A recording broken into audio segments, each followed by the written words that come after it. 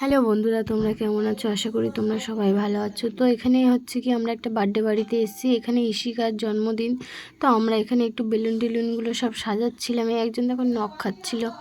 তো এখানে আমরা সমস্ত কিছু গুছিয়ে গাছিয়ে সুন্দর করে সাজিয়ে দিয়েছি। দেখো কেমন লাগছে সাজানোটা। আমি, সুপ্রিয়াকে আর দিগকে আমরা সবাই মিলে সাজিয়েছি। তো এখানে ইশিকাকে ওর ঠাকুমা হচ্ছে কি আশীর্বাদ করছিল। এখানে প্রায় অনেকজন এসছে। আর আজকে ঠান্ডাটাও পড়েছে বন্ধু, খুব ঠান্ডা পড়েছে। তো এখানে চলো কেক কাটছে, আমরা একটু দেখি। তো এই যে ইশিকা কেক কাটছে, আর এই সেলটা একদম ফাটছিল না। তো অনেক চেষ্টা করার পরে এই যে লাস্টে ছড়িয়ে দেওয়া হয়েছে, সেলটা ফাটেইনি অবশেষে।